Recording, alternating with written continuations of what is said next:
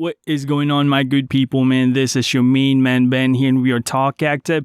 I work in technology field as PC Tech Administrator Analyst for at least 10 years. I like cycling, boxing, outdoorsy things, and cryptocurrency. We generally talk about current events, technology, sports, or sometimes by request. We are regular people with factual experiences. It would be nice if we can contribute to the universe. Let's talk about it.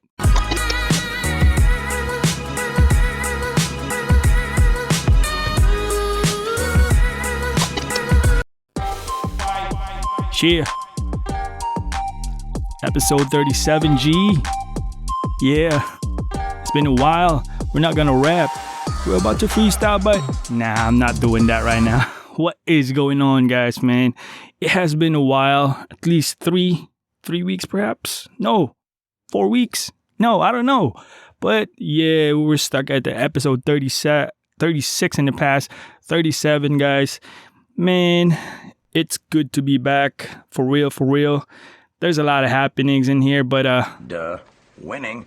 Yeah, a lot of people are winning right now, especially when we're going to talk about cryptocurrency in a bit, because it's a must. But man, how you guys doing, bruh?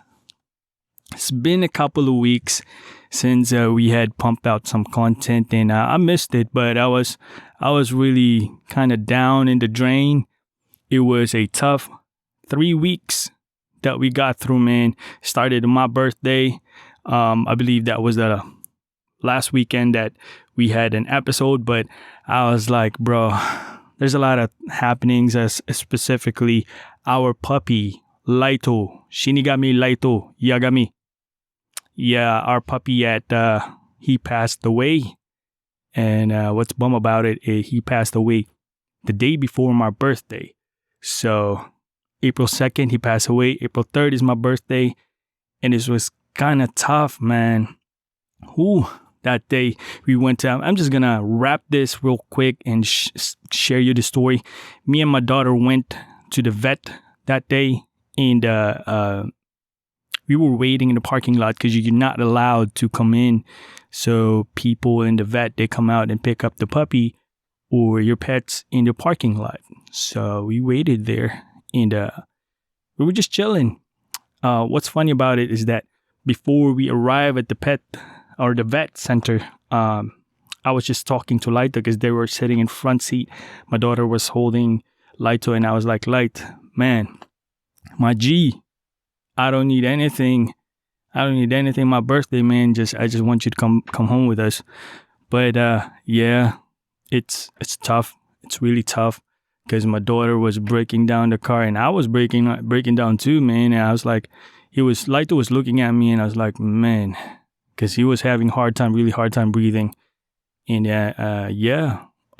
we were at the vet. He was kind of okay, but he had a cardiac arrest there. But man, it's tough. If you're not a dog person, you don't have a pet, you can't relate 100% on how we feel. But something inside me, because we have dogs in the Philippines before we come here, but the dogs that we have there, I love them, but this is different. This type of dog that we got, Laito, is not just a regular dog. It's a fam, which lives with us inside a house, and he has his own like brain and mind. And man, that was a tough 3 weeks ago. And I swear to God, man, after that incident, 12 years later, I don't think I'm gonna get another puppy, just because it's tough. But then again, we bounce back. Episode 37. Good stuff, man, because this weekend again, April King's death before birth. It's part of my rap. My cousin's band when he was in high school, but he passed away too. So what's funny about that is, I put that in my verses and my bars as well. But this weekend is going to be Beckett's Gray's 6th birthday. Happy birthday, son. It's gonna be amazing this weekend, man. We're gonna celebrate. It's COVID pandemic, so I don't think we're gonna invite someone or friends. It's kind of tough, but we're gonna go through all of this, man.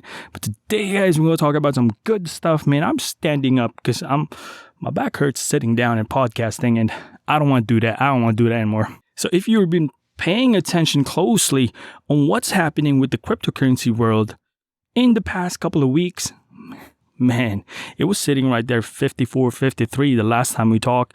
It went in that range. But right now, Bitcoin just hit that off all-time high like crazy, almost 64 Gs. And currently right now sitting at 61,393. Yeah, man. So, oof. So what happened was Coinbase got listed in NASDAQ, and officially first firm that was listed in a stock exchange market. Coinbase, it's alphabetically COIN. That's how you find them. You can see them in Fidelity as well. They're listed as around 340 plus, but it went down like 322. But man, officially, it's big for the crypto space because it's a beginning of introduction, and I can't think about any positive note about it because it's all positive from here on out. It's like buying a piece of Bitcoin, but in a company. Put it that way, because ETF is not yet approved here in the United States, meaning Bitcoin is not regulated as of like accepted in the market, like, stocks in Amazon, stocks in Apple, and traded like as ease in the market. It's not like that yet. So Coinbase, we put it, it's that like buying a piece of the coin.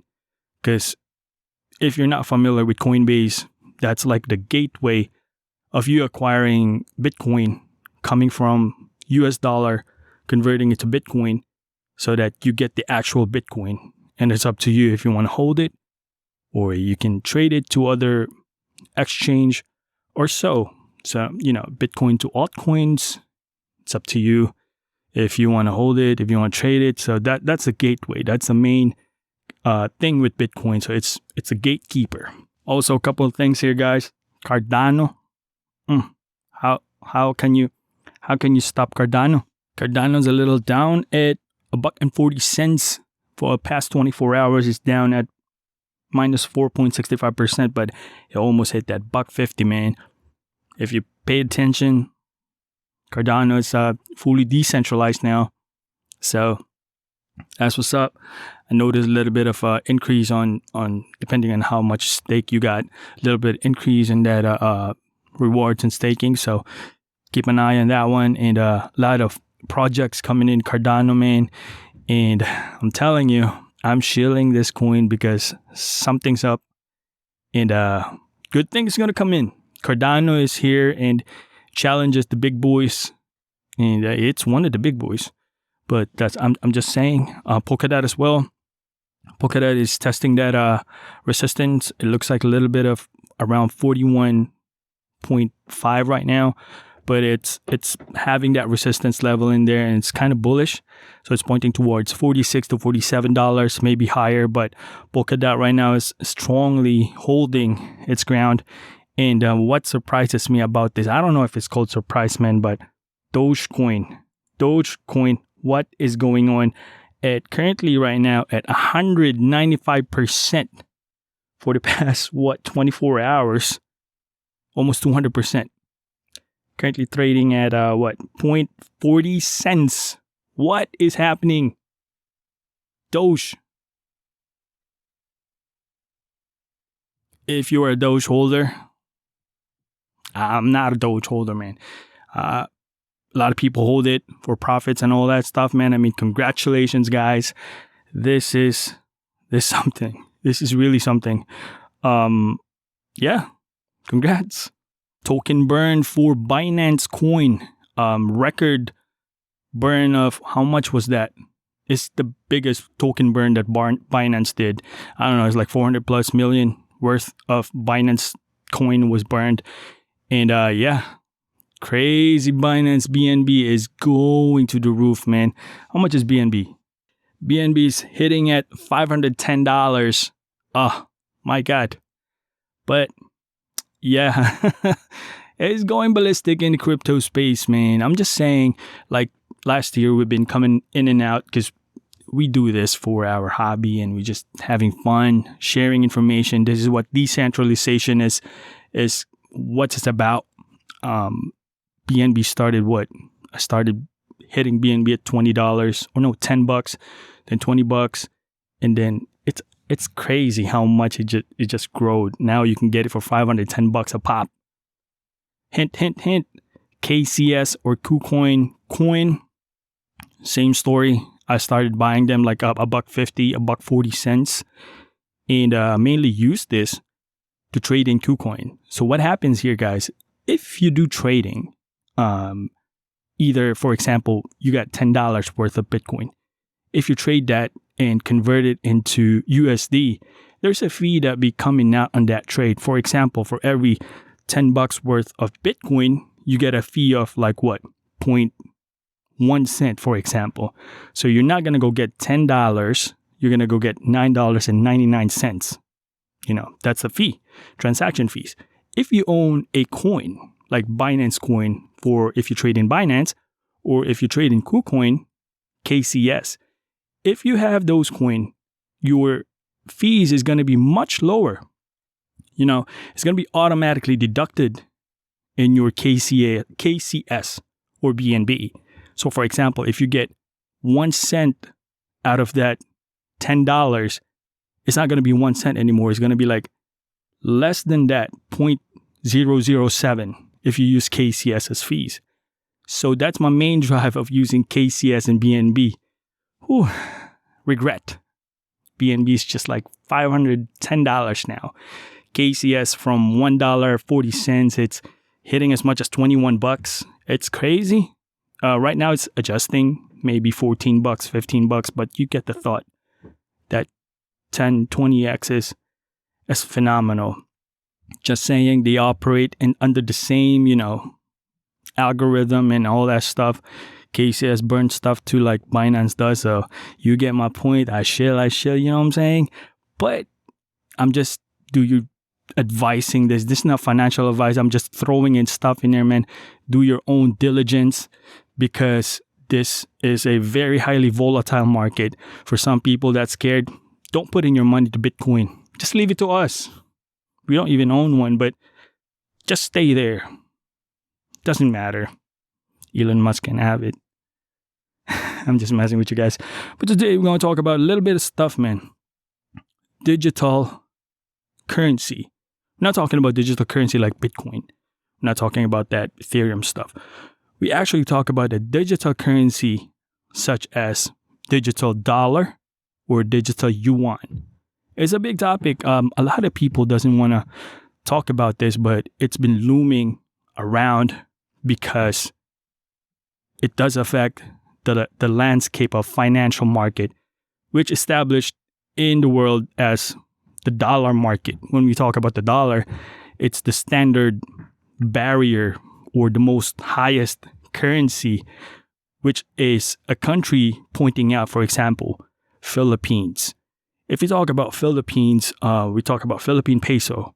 So the conversion of that one is that when we come home, $1 is to peso. $1 is equals to, for example, 50 pesos.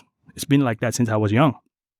Meaning, even if I'm not in the United States, what we have programmed, because dollar is the biggest or the most popular currency, the holder of that, funds in the world.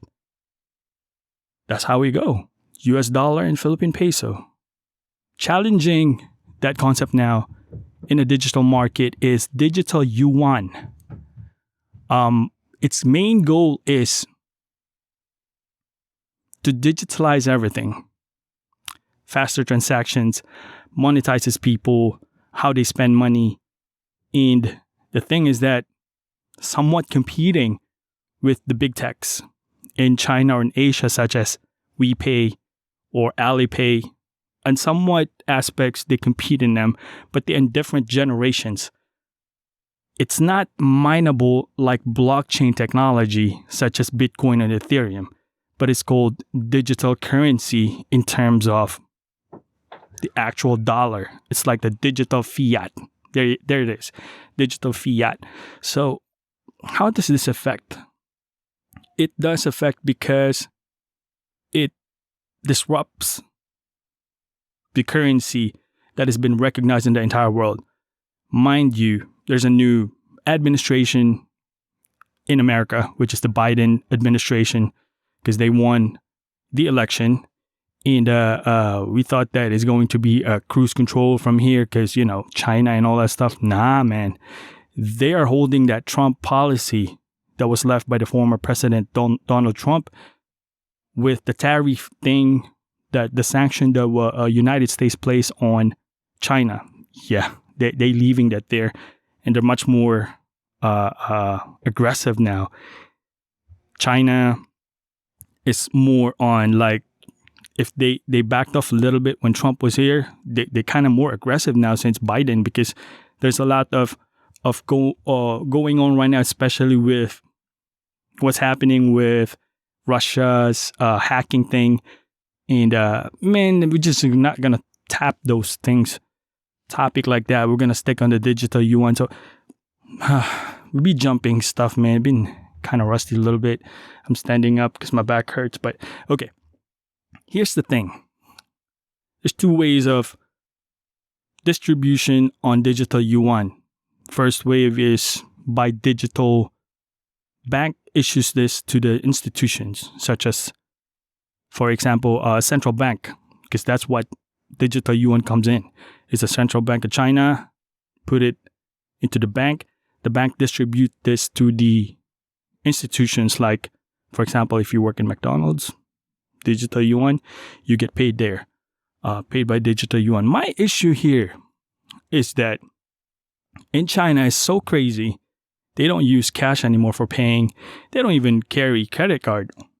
They use old mobile. They're leading in that industry, the digital money. No doubt about that. China owns that, including miners, Bitcoin miners. China owns it. They got the most Bitcoin, I believe, in the entire world. They're the most Bitcoin holders, China. And that's a totally separate topic. But what my main concern about this is that, first, the decentralization of that one. China's so crazy, they can just hold people's money in an instant. They can just chokehold you.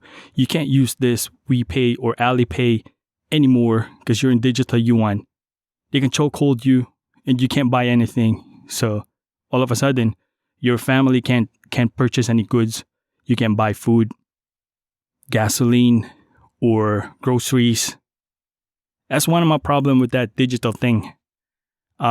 Second, the transparency is gone.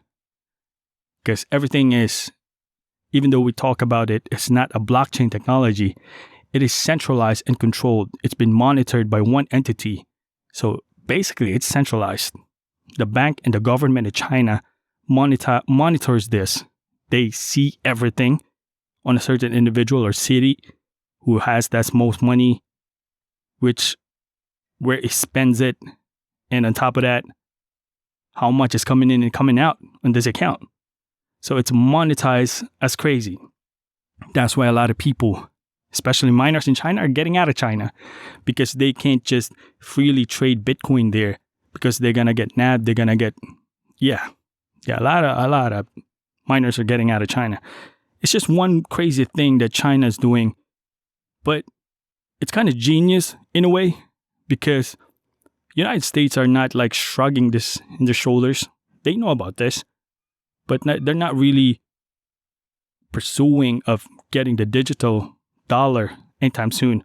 Although it was presented, and I've seen some article in there, but it looks like it's not being taken like seriously and all that stuff, man. But when I look at this, a decade ago, decade is 10 years, right? Yeah, decade ago, Bitcoin is 10 cents. After 10 cents, it was almost $64,000. Digital yuan right now, if you put it into like 1 decade, the subscribers in it, most likely right now it's not polished yet. It's not established on how people are going to pay, established by the government. How are you going to receive the payment as establishment? So there's a lot of integration in there that needs to be correlated and aligned into the central, hub, which is the centralized bank and government. But China's crazy. They're really fast on doing things like that. second part is that I think about the currency. They can't just raise their currency because a lot of countries like United States owe a lot of money to China.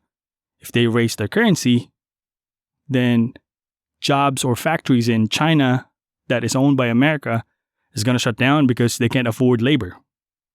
Jobs are going to come back to America. As a result, there's probably an economic collapse in China.